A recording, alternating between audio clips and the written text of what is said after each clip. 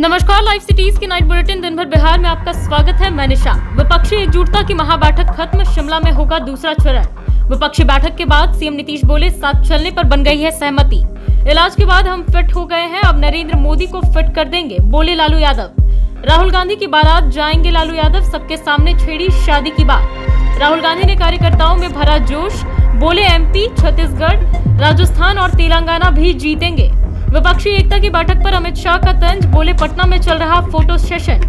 मायावती को सता रहा ईडी सीबीआई का डर, बिहार कांग्रेस अध्यक्ष का पलटवार। पटना में बिना सीट बेल्ट सफारी में दिखे सीएम स्टालिन। बीजेपी ने पूछा, बागेश्वर बाबा की तरह चालान होगा क्या। कारू सिंह के ठिकानों पर दूसरे दिन भी छापेमारी जारी। 28 दिनों बाद मीडिया के सामने आए बीजेपी एमएलए राजू सिंह, कहा मुझे फंसाया गया। और अब खबरें विस्तार से। राजधानी पटना में आज 17 विपक्षी दलों की एकजुटता बैठक हुई, जिसमें ममता बनर्जी, अरविंद केजरीवाल, भगवंत मान, एमके स्टालिन समेत 6 राज्यों के सीएम और अखिलेश यादव, उद्धव ठाकरे, महबूबा मुफ्ती समेत 5 राज्यों के पूर्व सीएम शामिल हुए। राहुल गांधी और कांग्रेस अध्यक्ष मल्लिकार्जुन खड़गे भी बैठक में मौजूद रहे। बैठक में 2024 के लोकसभा चुनाव और पीएम नरेंद्र मोदी और बीजेपी को सत्ता से हटाने को लेकर रणनीति पर चर्चा हुई। पटना में विपक्ष की बैठक के बाद शिमला में इस बैठक का एक और चरण होने का निर्णय लिया गया। शिमला में होने वाली यह बैठक 2 दिनों तक चलेगी। राजधानी पटना में मुख्यमंत्री नीतीश कुमार के आवास पर विपक्षी नेताओं की बैठक हुई। करीब 4 घंटे चली इस बैठक में 15 दलों के नेता मौजूद रहे। बैठक में नीतीश कुमार को संयोजक बनाने पर चर्चा हुई, लेकिन फैसला अभी नहीं हुआ है। साथ ही केंद्र के अध्यादेश, सीट बंटवारे और कॉमन मिनिमम प्रोग्राम पर चर्चा हुई। अब अगली बैठक शिमला में होगी। इस दौरान सीएम नीतीश ने कहा कि आज कई पार्टियों की बैठक हुई, सबने अपनी बात रखी, अच्छी मुलाकात हुई है, एक साथ चलने और चुनाव लड़ने पर सहमति बनी है। अगली बैठक कुछ दिनों के बाद होगी, जिसमें आगे की दशा और दिशा तय की जाएगी। कांग्रेस इस बैठक को आयोजित करने वाली है। विपक्षी एकता की बैठक के बाद प्रेस कॉन्फ्रेंस में लालू यादव ने अपने पुराने और मजाकिया अंदाज में नरेंद्र मोदी सरकार के अलावा विपक्षी दलों के नेताओं और यहां तक कि राहुल गांधी से भी चुटकी ली। इस दौरान उन्होंने कहा कि इलाज के बाद अब पूरी तरह से हम फिट हो गए हैं और अब नरेंद्र मोदी को भी फिट कर देना है। आज जो बैठक हुई, सभी लोगों ने खुलकर उसमें अपनी बातों को रखा है। यह तय हो गया है कि अगली बैठक शिमला में होगी और वहीं से आगे की रणनीति बनेगी। लालू यादव ने कहा कि जनता कहती थी कि आप लोग एक नहीं होते हैं, इस कारण वोट बढ़ जाता है और बीजेपी जीत जाती है। अब हम लोग एक हो रहे हैं। पटना में 15 दलों की विपक्षी एकता की बैठक खत्म हो गई है। बैठक के बाद मीटिंग में शामिल सभी नेताओं ने साझा प्रेस कॉन्फ्रेंस किया। इस दौरान आरजेडी सुप्रीमो लालू यादव ने राहुल गांधी की जमकर तारीफ की। इतना ही नहीं, लालू यादव ने साझा पीसी में राहुल गांधी की शादी तक की बात छेड़ दी।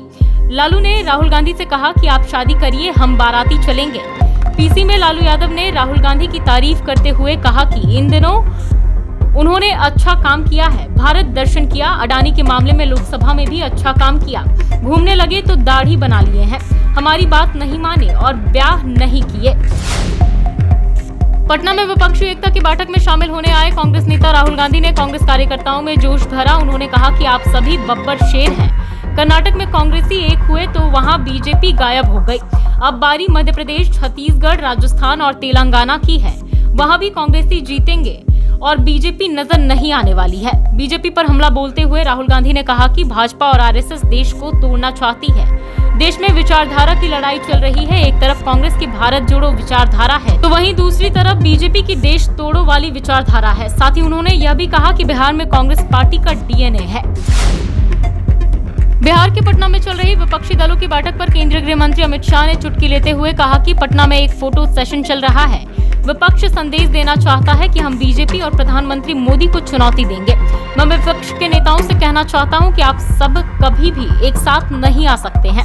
इस दौरान अमित शाह ने कहा कि विपक्षी एकता अगर सफल हो भी गई तो भी नरेंद्र मोदी को हटाया नहीं जा सकेगा। उन्होंने दावा किया कि 2024 में 300 से ज्यादा सीटों के साथ नरेंद्र मोदी को प्रधानमंत्री बनाना है। विपक्षी एकता की बैठक पर बसपा सुप्रीमो मायावती के तंज पर बिहार कांग्रेस अध्यक्ष अखिलेश प्रसाद ने पलटवार किया है। उन्होंने कहा कि मायावती को ईडी सीबीआई का डर सता रहा है, इसलिए वो चुप हैं और विपक्षी एकता की बैठक में नहीं आ रही हैं। अगर वो डर को मिटा दे तो आज बहुत बड़ी नेता होती। दरअसल विपक्षी एकता की बैठक से एक दिन पहले बसपा अध्यक्ष मायावती ने एक के बाद एक ट्वीट कर विपक्ष पर निशाना साधा था। उन्होंने कहा कि विपक्षी दलों की बैठक दिल मिले ना मिले हाथ मिलाते रहिए जैसा है। यही नहीं, मायावती ने इस दौरान कांग्रेस और बीजेपी को समान भी बताया था। विपक्षी दलों के महाजुटान पर बिहार में सियासत का पारा हाई है। बीजेपी विपक्ष की हर गतिविधि पर बारीकी से नजर रखे हुए है।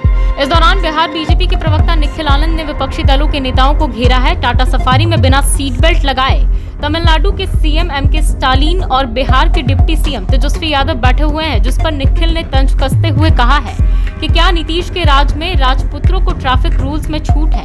राजा का बेटा राज करेगा, लोकतंत्र का अपमान करेगा। बाबा बागेश्वर पर सीट बेल्ट का प्रयोग न करने की फाइन लगाई गई थी और अब तुम्हारी नीति नैतिकता कहाँ है?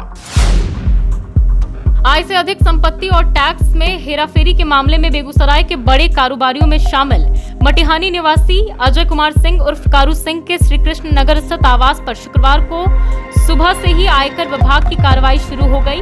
गुरुवार की सुबह चल रही छापेमारी की कार्रवाई में रात हो जाने की वजह से रोक लगा दी गई, जिसके बाद शुक्रवार की सुबह से फिर पूरी टीम कार्रवाई में जुट गई।